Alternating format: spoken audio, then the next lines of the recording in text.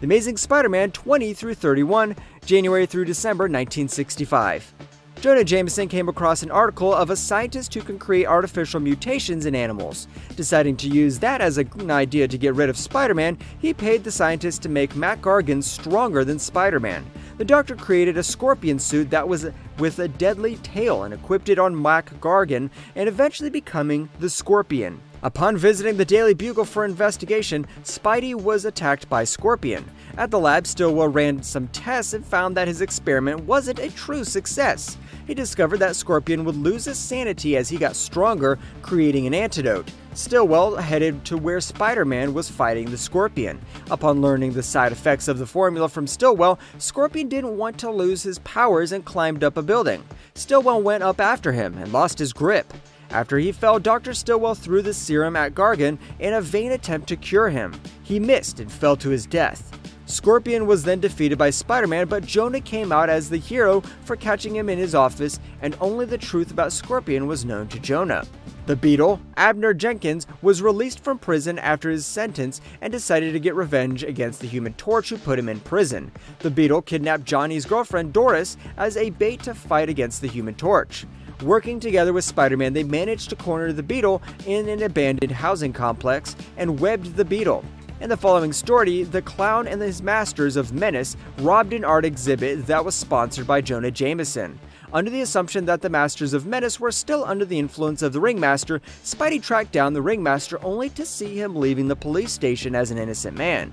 Spidey used the Ringmaster's hat to hypnotize him and get the whereabouts of the crooks. Tracking down one of the members, Princess Python Spidey's was knocked out into the snake pit, and the Ringmaster decided to get revenge by knocking the Clown and stealing the treasure.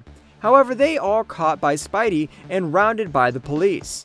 The Green Goblin showed up at a mobster hangout and demanded them to bow to him as he wanted to take control of Lucky Lobo's mob. Not seeing eye to eye, Green Goblin fled and obtained a list of unreported taxable income about Lucky's companies from a henchman. He then led Spidey to Lucky's hangouts and left both of them to fight each other. As both the Goblin and Spidey ran out of web fluid and tricks respectively, the police have rounded up the entire Lucky Lobo gang. The original Mysterio, under the guise of Dr. Ludwig Reinhardt, tries to convince Spider-Man that he is insane.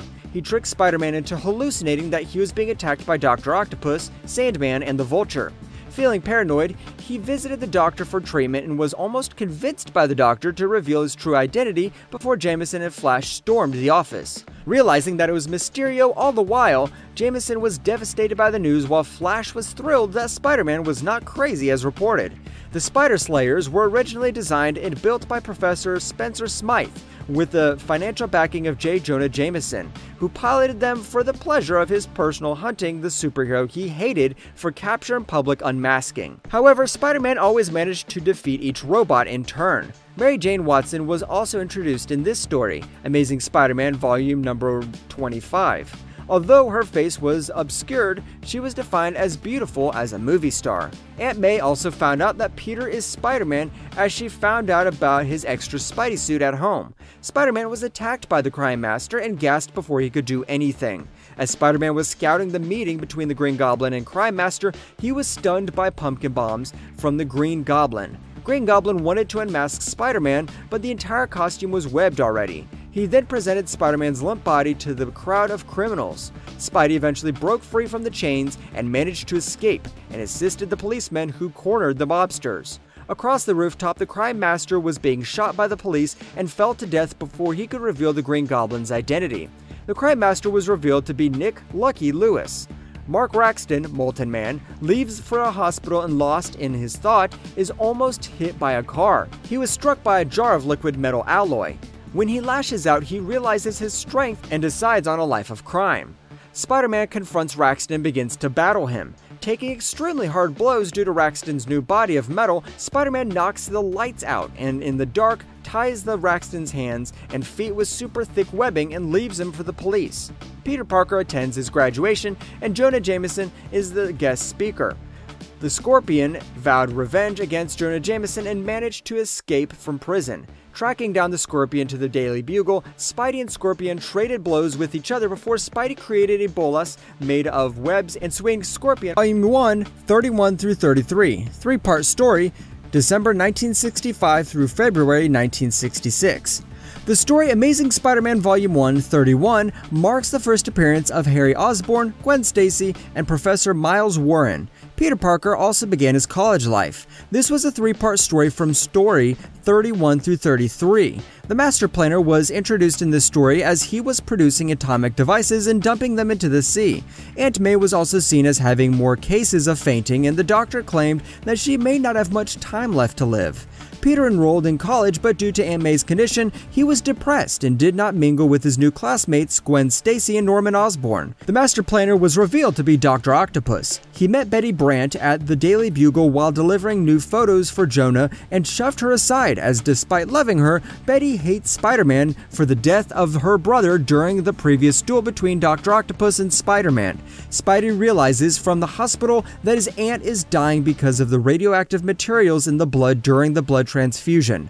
Feeling guilty for the death of Uncle Ben and now his aunt, Peter was determined to save her and visited Curt Connors for a cure. A serum known as ISO-36 might be able to save his aunt, and upon arrival, the serum has been stolen and Peter went to track it down. He managed to track it to Dr. Octopus's lab. With a massive rage, he hurled a rock at Otto Octavius, causing the support beam of the lab to be destroyed. Massive water soon came splashing into the canister of ISO-36, leaving Spidey trapped underneath a huge and heavy iron.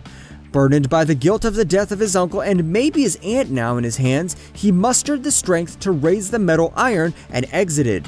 As he was swept by the current, he found more henchmen waiting for him on the other side. Going crazy, Spidey easily defeated the henchmen and went to Curt Connors' lab with the serum. After successfully testing it with his own blood, he began the serum and Peter delivered it to the hospital where his aunt was receiving treatment. Bargaining with Jonah Jameson for the pictures that he took, Betty Brant is shocked to see Peter bruised and beaten, which he says is from trying to get pictures. She fears that she'd lose an adventurous Peter Parker the way she did her brother. After getting the money for the treatment as well as the money obtained from his pawned scientific equipments, Peter headed to the hospital and received news that the ISO-36 has cured Aunt May. Realizing that all is well, Peter headed home to get a well-deserved rest. The third part of the story arc is considered to be one of the most celebrated issues of the Lee Ditko run, featuring the dramatic scene of Spidey through force of will and thoughts of family while being trapped by the heavy machinery. March through June 1966. Kraven the Hunter possessed as Spider-Man and stalked Jonah Jameson. Realizing this, Spidey decided to track down the trickster and followed him to an abandoned building. Kraven sprayed a mist to cancel out his spider sense, and both of them traded blows. Spider-Man eventually gave a knockout blow to Kraven, defeating him, and his name was cleared. The Molten Man was released from any punishment and went back to the road of crime by robbing a jewelry store.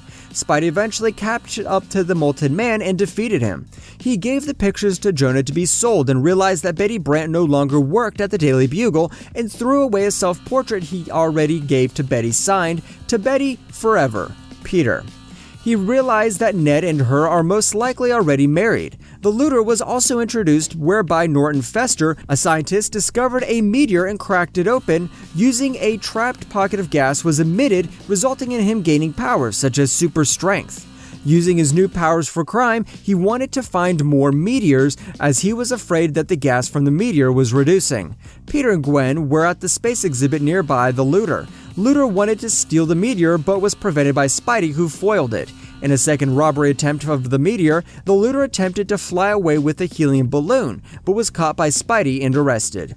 Professor Strom was released from prison and demanded revenge for the man that set him up for prison. He created a remote control robot and sent to Oscorp. Osborn arrives at Oscorp and knows it's Strom, but he can't say since he's double-crossed him. As Spider-Man enters to save Osborn, he's upset about ruining his plans. As Spider-Man fights the robot, Osborn knocks him out and the robot leaves him for dead, returning home. Spider-Man follows and destroys the robot in Strom's lab. As Strom surrenders, he began to tell the story that is killed by a rifle. As J. Jonah Jameson gives the news to Osborn about Strom's death, he leaves, and Osborn is seen cleaning his rifle.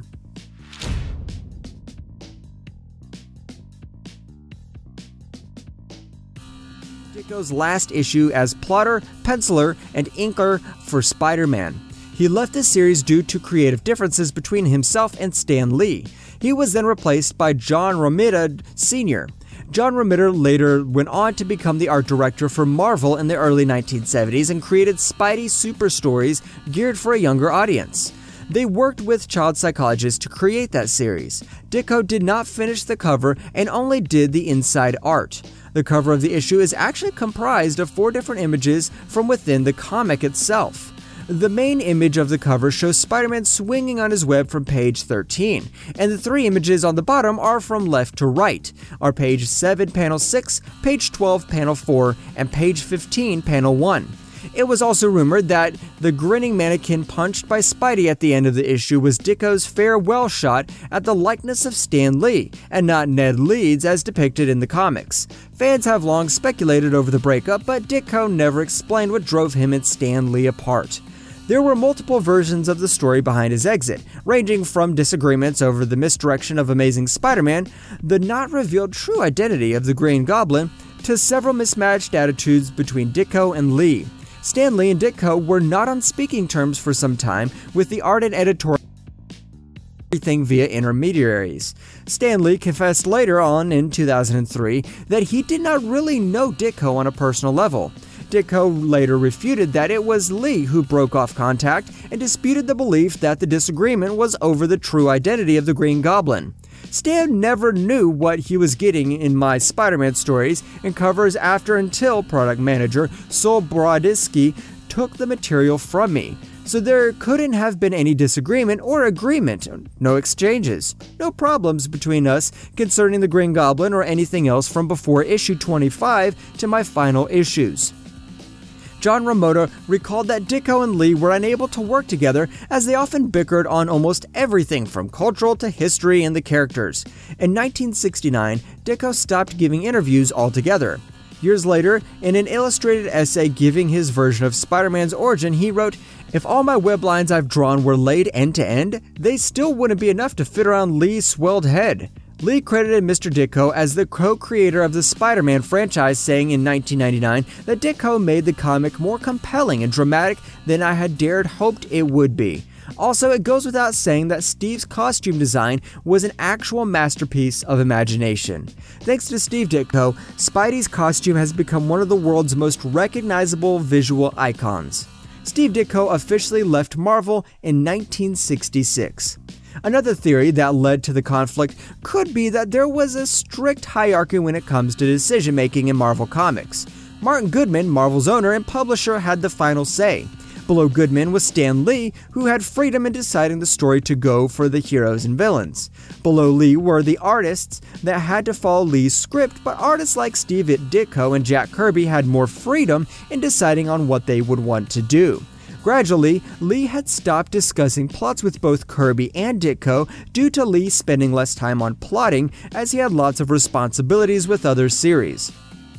In many occasions, Kirby and Ditko would be plotting the comics as they desire before submitting to Lee, who would then make changes that would require both Kirby and Ditko to rework in the following issue plots. This was a nuisance to them as they needed to redraw the pages to adjust with Lee's changes. Ditko and Spidey ceased talking since Amazing Spider-Man's number 25 is leaving full control of the plot till Amazing Spider-Man number 38, Ditko's leaving. One of the main issues of the arguments between Ditko and Lee was the usage of other superheroes in the pages of Amazing Spider-Man.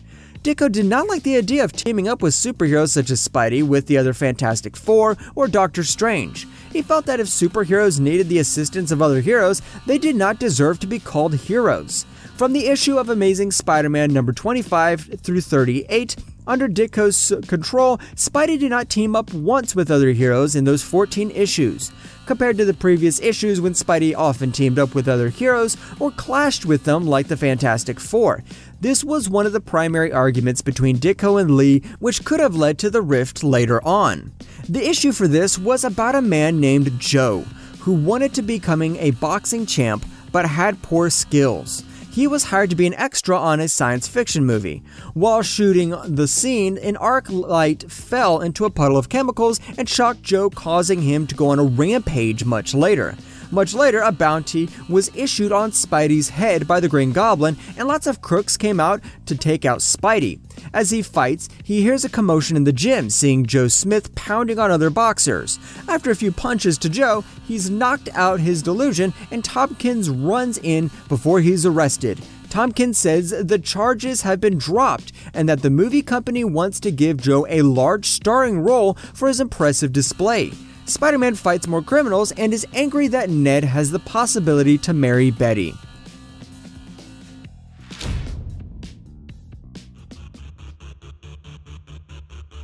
Spider-Man issue number 39 introduced Norman Osborn as the Green Goblin. Spider-Man was lured to stopping a robbery attempt by a gang of crooks. It backfired on him when he was being knocked out by gas by the Green Goblin. The Green Goblin picked up his name on a microphone and learned his true identity. Feeling confident in destroying Spider-Man after kidnapping him to his lair, the Green Goblin revealed himself to be Norman Osborn. The Green Goblin then shared how he worked constantly to provide and neglected his son compared to work. He also revealed that he called the police reporting Professor Strom's actions of borrowing money from a shared account as theft. While working on the formulas left by Strom, an explosion occurred and transformed him to use the company's resources to become the Green Goblin. Wanting a fair fight with Spidey, he released Spidey from the shackles and fought him. As Spider-Man kicked the Goblin, he went into a mixture of live wires and a fire started. Not wanting to kill him and Norman unsure what happened during the fight, Spidey changed out of his costume and delivered Norman to the hospital. Rhino, a gangster who gained artificial skin granting him superhuman strength, was featured in the following series. John Jameson was captured by Rhino to be sold to the highest bidders. This was because they learned that John's last spacewalk, space spores were attached to him, and NASA believed that this could assist in USA's space race. Realizing he could face Rhino head-on, Spidey flipped Rhino over, making him hit his head, rendering him unconscious.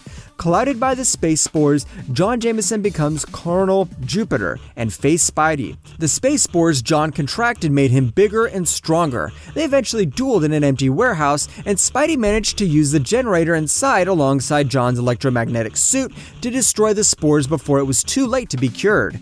Issue 42 also marks the first full appearance of Mary Jane Watson with her famous words, "Face it, Tiger, you just hit the jackpot." Mary Jane and Peter had dinner together for the first time. Issue 43 explains the background of how Rhino gained his abilities. He was the perfect test subject for two scientists working for Professional Spide who needed to apply a special Rhino suit on the skin of a person. Lacking brains but having bronze, Rhino was the perfect test subject. After the application, he gained intelligence and rebelled against his creators, eventually dwelling in the path of crime. With the tranquilizer worn off, Rhino went to a rampage hunting for Spidey and defeated Spidey, who was saved by a policeman. Assuming Spidey was dead, Rhino went to hunt John. Picking up bits of Rhino's hide after an earlier fight, Spidey gave it to Curt Connors for analysis. With a new reformulated webbing, it burned Rhino's skin and was defeated. Flash Thompson was also going to enroll in the military in this series. 44 through 46, January through March 1967. Curt Connors reacted to the antidote that was given to Rhino, transforming him into the Lizard. Spraining his arm during the battle with the Lizard, Spider-Man retreated with his arm in his sling. Continuing his search for the Lizard, he found the Lizard commanding a train full of reptiles in Philadelphia. Spider-Man catches up and leads the Lizard to a freezer car, where he is weakened by the cold. Spider-Man wraps him in a web cocoon to prevent his death, and works in Dr. Connors' lab to create an antidote before the Lizard thaws. He cures Dr. Connors and heads home. In issue 46, Spidey faced the Shocker, a self-taught engineer who later used his skills to build a pair of gauntlets that can emit shockwaves, even though rising through the ranks in the New York City underworld. Unlike other supervillains who created chaos and seeking vengeance, Shocker is only interested to making a living from his criminal activities and only harm those who oppose him. Because of this, he is among Spider-Man's least crazy and respected nemesis. Peter also moved out of Aunt May's home to a new apartment near to college, which was sponsored by Harry's dad.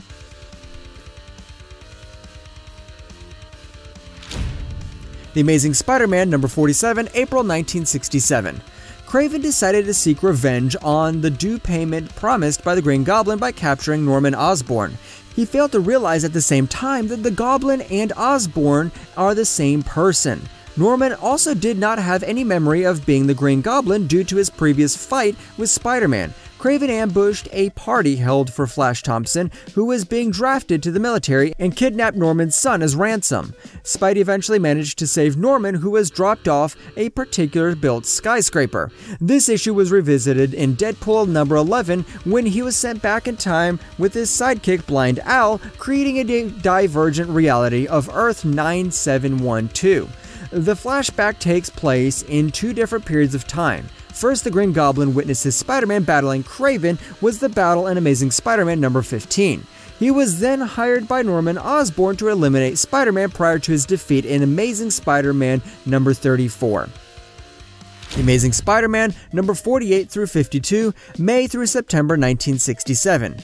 Adrian Toms, the Vulture, was on his deathbed following an accident. He told his cellmate Blackie Drago the location of a spare set of Vulture wings. He was revealed later that the accident was planned in order for Toomes to reveal the location of the wings so that Drago can break out of prison. Being sick, and he did not make things any better for Spider-Man, who was defeated easily by the Vulture. Hearing this, Kraven was angry that he was denied the opportunity to defeat the web crawler. The Vulture, seeing the absence of Spidey as an opportunity to perform more crimes, only to come into contact with Kraven. Realizing this, Peter forced himself to don the costume and fight both the supervillains. Kraven and the Vulture teamed up together to defeat Spidey, but different goals backfired against them as the Vulture was downed by Kraven tranquilizer darts. Spidey easily webbed Kraven and took pictures of his victory for the Bugle.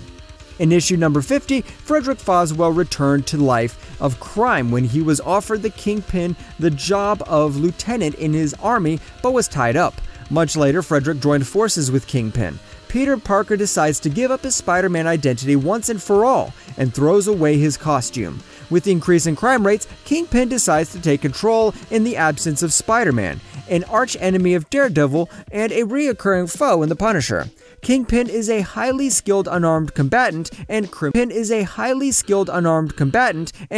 mastermind. Depicted as one of the most feared and dangerous crime lords in Marvel Universe, this issue marks the first appearance of Kingpin scheming to take over the crime organizations. Spidey resumes crime fighting when he remembers that he is fighting for his Uncle Ben.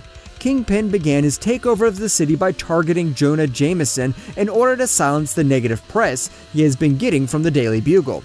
As the Kingpin and Spider-Man clashed, Spider-Man was knocked out and brought to the basement with Jonah. They were to be eliminated and were placed in a giant watertight chamber. Spidey eventually managed to break free of the shackles and free Jonah. Spidey eventually clashed with the Kingpin again, while Jonah fled down the hallway and screamed for help. Hearing his calls for help, Kingpin's goons came up after him. Frederick realized this and tried to defend his former employer, but was shot by one of the goons. The wound proved to be fatal, and Frederick eventually died in issue 52. Kingpin managed to retreat through a secret escape tube hidden behind a bookshelf during the tussle with Spidey. The Amazing Spider-Man number 58 through 59, October 1967 through March 1968. Issues number 53 through 57 saw Spider-Man battling Dr. Octopus and losing his memory due to Dr. Octopus using the Nullifier, eventually helping him. The Nullifier was a new missile military device that was on display at the college. During the demonstration of the Nullifier's powers, Dr. Octopus revealed himself to be one of the spectators in the crowd and fought his way to steal the Nullifier. Aunt May decided to rent a room at her house. After the fight between Spidey and Dr. Octopus decided to take refuge and ended up taking residence at Aunt May's home as he saw a room for rent.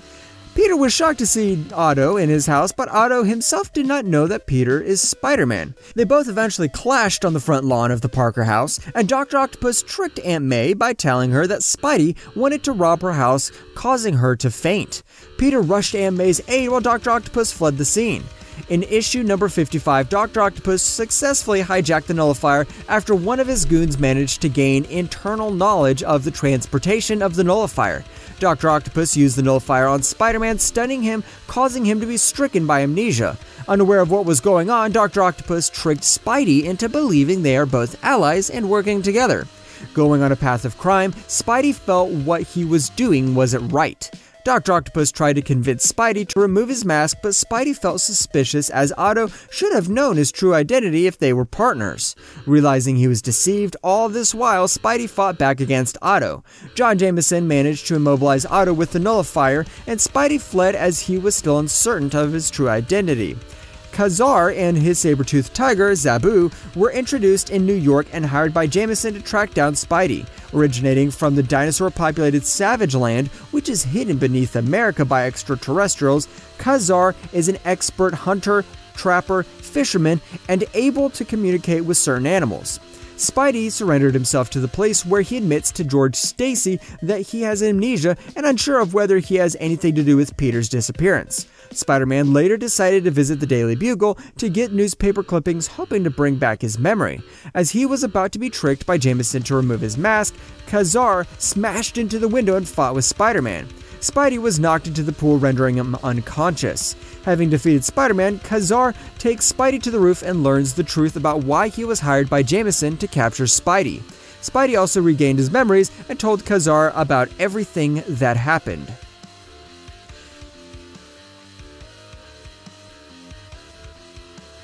The Amazing Spider-Man number 59 through 67, April through December 1968.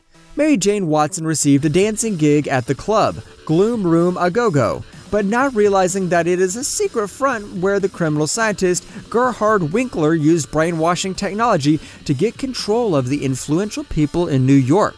Mary Jane was to snap pictures of famous people who visit the club with a special camera, making them return to the club again later, whereby Winkler brainwashed them to be subservient to his employer. Gwen's father, Captain Stacy, was also brainwashed, and Spider-Man decided to investigate the club, but before he can proceed further, he was caught by Winkler's employer, Kingpin. Kingpin demanded the death of Gwen and Captain Stacy, as they were able to pin the recent crimes that occurred back on him. Peter developed a special gas that could protect him from Kingpin's gas. Gwen and Captain Stacy were halted at the airport by Kingpin's men as they were about to be killed by a giant pot of hot boiling chemicals. Norman Osborn and Spider-Man teamed up to defeat Kingpin and his goons. Kingpin successfully escaped while Winkler was killed. The true story came out and Captain Stacy's name was cleared. Medusa was one of the pivotal characters of the Inhumans process and possesses psychokinetic control over her hair and able to expand it to double its normal length and gaining superhuman strength, speed, and stamina. In issue 62, Medusa battled with Spider-Man briefly before informing Spidey that she was on a goodwill mission on behalf of the Inhuman nation. Being fed up with the treatment she received, Medusa decided to leave and return to the Hidden Land. Adrian Toomes battled with the second Vulture, Blackie Drago, in an attempt to prove who is the superior Vulture is. Adrian easily wins and Drago is humiliated. While Spider-Man has continued his fight with the Vulture, the fight is taking much of his waning strength. However, Spider-Man manages to short-circuit the Vulture's power pack, forcing him to flee. Exhausted after the fight, Spider-Man simply passes out in the middle of the road. Having passed out in the middle of the road, Spider-Man was taken to police custody, but George Stacy ensures that his mask should not be removed to protect his civil rights. Mysterio, who broke free from prison, issued a challenge to Spider-Man, otherwise he will start destroying the city's bridges. As they were fighting, Spidey was knocked out by a blast, and upon waking up, he realized that he had been shrunk down to the size and put on a set of a miniature amusement park with a giant Mysterio looming over him. Much later, Spidey realized that he was being fooled into thinking he was shrunk. In reality, he was actually fighting a giant robot of Mysterio on a gigantic set. Singling out Mysterio's location, Spidey easily defeated Mysterio and torched his gear, leaving him to the police. The Amazing Spider-Man number 68 through 69, January through December 1969. There were several reintroductions of recurring characters throughout the series, such as Kingpin and Shocker. Kingpin was prepared to steal an ancient clay tablet which held a great and invaluable secret after learning it was kept at Empire State University. Spider-Man and Kingpin tussled, and Kingpin managed to escape. However, thanks to the Spidey Tracer, Spidey managed to track down the Kingpin, and after a lengthy battle, he managed to defeat Kingpin, where he shot a web at his cane weapon, causing it to explode, rendering him unconscious. Kingpin was arrested and made some comments that tricked the police into believing that Spider-Man was an accomplice of Kingpin. Spider-Man was about to hand in the tablet, but his actions were misunderstood by the police, who thought Spidey wanted to attack them, fired shots at him. Quicksilver, the son of Magneto and brother of Scarlet Witch, was reintroduced in issue 71. After the destruction of Magneto's fortress, Quicksilver was wondering what he could do as an outcast. He wanted to join the Avengers, but they were on a mission in Africa. Debating on what to do, he learned that Spider-Man was a fugitive of law and decided to catch him as a way to redeem himself as a hero. Spider-Man was caught off guard by Quicksilver and was no match for his superior speed. Spidey managed to get hold of his bearings and utilize the spider sense to defeat Quicksilver. As the police were closing in to arrest them, Spidey lifted Quicksilver to safety. Realizing that Spidey was a good man, they decided to call it a truce and parted as friends. The Shocker returned in the following issue to steal the tablet. The Shocker managed to steal the tablet from Stacy. Spider-Man then tracked the tablet to Shocker's ex-girlfriend. He is overcome by Man Mountain Marco, who brought it to Silvermane. Dr. Connors was also captured to unlock the secrets of the tablet. Silvermane is a notorious crime boss and prominent figure in Magia, an organized crime syndicate. He later became a cyborg to extend his lifespan in the later issues. As Kurt was being locked by Silvermane and forced to cooperate to decrypt the tablet, the stress took a toll on him, and he transformed into Lizard. The tablet was then decrypted by Connors and Wilson, in which a potion to reverse the aging process, making him younger again, was created. Silvermane drank the elixir, ultimately making him younger. Spider-Man fought with the younger version of Silvermane along his Magia goons. As he was fighting Silvermane, he realized that Silvermane was getting younger by the minute, eventually turning into an infant and disappearing as only a memory. Spider-Man freed the captured Connors family and decided to seek the Lizard. Spider-Man and the Lizard clashed with the Human Torch, joining in to fight to aid Spidey. Human Torch was determined to flame the Lizard, but Spidey wanted to rescue the Lizard to restore him back to his alter ego, Kurt Connors. The Lizard was eventually defeated, with Spidey tricking Human Torch to aid his Fantastic Four comrades under the pretense of they needed his help. Spidey, using a dehydrating power on the Lizard, eventually restored him back to Connors. Issue 78 saw the birth of the villain, the Prowler. Hobby Brown, a young African-American inventor who worked as a window cleaner to support him and his girlfriend at the Daily Bugle building. Jameson saw Hobby daydreaming and asked him what was bothering him. Moments later, Hobby's racist boss entered and the trio entered an argument. Eventually, Hobby was fired, and being fed up with his constant struggles, he decided to create falcons and fluid shooters alongside a costume. Hence, the Prowler was born. He decided to attack the Daily Bugle building to steal a payroll bag from one of the officers. He was, however, caught in the act by Peter Parker. While trying to evade Peter, they were caught by Jonah Jameson. Realizing he could not use his powers as this would expose his identity as Spider-Man, Peter allowed the Prowler to toss him out of the window and used his spider powers to avoid falling to death. Feeling afraid that he would be labeled as a murderer, the Prowler escaped and came face to face with Spidey before escaping the blasting Spidey with gas. Spotted the Prowler much later robbing Smith Bros jewelry shop, Peter decided to battle the Prowler. With a prepared gas mask, Spidey easily defeats the Prowler. After being unmasked, Spidey realizes that the Prowler was the same age as him and did not want to hand the Prowler over to the authorities. Deciding that Hobby never hurt or stole anything, Peter made a deal with Hobby that he should go straight and not be in a life of crime. Feeling happy that he would not be going to jail, Hobby promised Spider-Man that and departed. This concluded the Prowler arc and the last comic of the Amazing Spider-Man for the 1960s decade. Spider-Man Cartoon, Animation Production and Issues. Spider-Man is an animated TV series that ran from September 9th, 1967 to June 4th, 1970, spanning across 3 seasons. It also aired on the same day as the Fantastic Four. Spider-Man 1967 was the first animated series to focus on a sole character. It first aired on ABC Television Network in USA, but went into syndication at the start of the 3rd season. most famously known for its theme song, which was composed by Bob Harris, Stu Phillips, Ditko, and written by Academy Award winner Paul Webster. It was the final production by Gantry Lawrence Animation in Toronto, Ontario. Several Canadian talents were employed by the project, while animators from USA were brought in. It was also the same studio that animated the Marvel superheroes in 1966.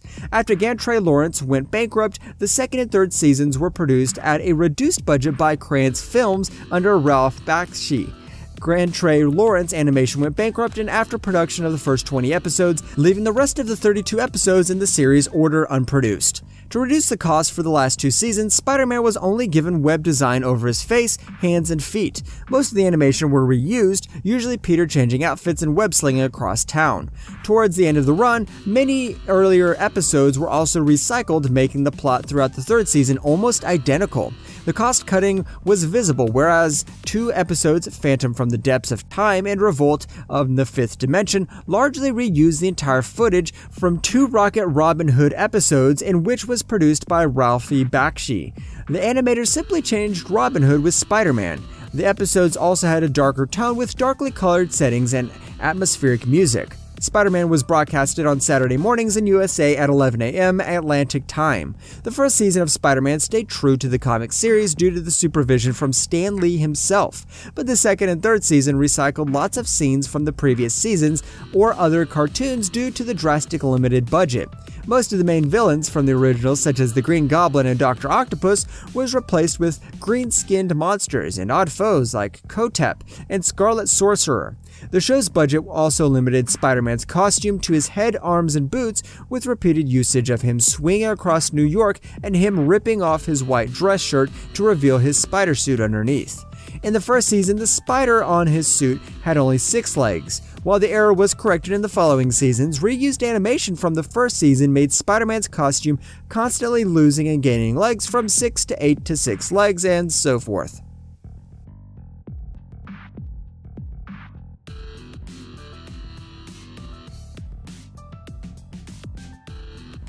Theme song. The show's acting talent included Bernard Cowan, who was the dialogue director, narrator, and voice of some supporting characters. Paul Soles was both Peter Parker and Spider-Man. Peg Dixon provided the voice of Betty Brant and various of Peter's love interests. And Paul Klingman's distinctive high-pitched voice was utilized on J. Jonah Jameson and several villains. Having gained large popularity due to its theme song, the song begins, "Spider-Man, Spider-Man does whatever a spider can." Variations of the song were used in the Spider-Man 2002 and Spider-Man Homecoming 2017. Several cool trivia for the Spider-Man theme song over the years.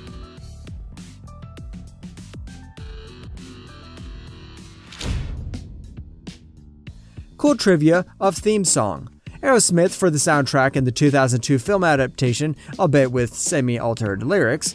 It is also notable that Aerosmith lead guitarist Joe Perry performed a new theme song for the 1994 Spider-Man animated series, playing the lead guitar track and speaking lyrics through a vocoder that referenced the 1967 series theme song, specifically the line, "Spider-Man, Spider-Man, Radioactive Spider-Man," and references to radioactive blood changed to radioactive spider blood for the 1994 theme.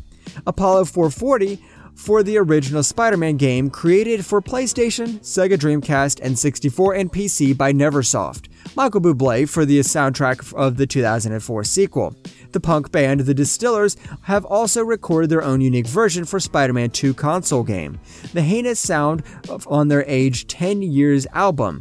Brian May reinterpreted the theme for the 1995 BBC Radio 1 serial. Moxie Fervorous in the 1993 album Bargainville. The Mr. T Experience on their 1989 album Big Black Bugs Bleed Blue Blood, the Ramones as a hidden track in the vinyl version of their 1995 album Adios Amigos, and their 1996 album Greatest Hits Live String Cheese Incident play an extended instrumental version during concerts, somewhat unfaithfully by Tenacious D at concerts, remixed by Norwegian group Urges on their 2002 album Resound. Actor Jack Black did his own version of the theme song in the part of a Spider-Man movie spoof on MTV. In the Simpsons movie, Homer Simpson did a version of the song for a pet pig in which he dubbed as Spider Pig. legendary composer Hans Zimmer created a version of Spider-Pig's song for the soundtrack. For the movie, Spider-Man Homecoming composer Michael Giacchino posted a full version of the song with a full orchestra.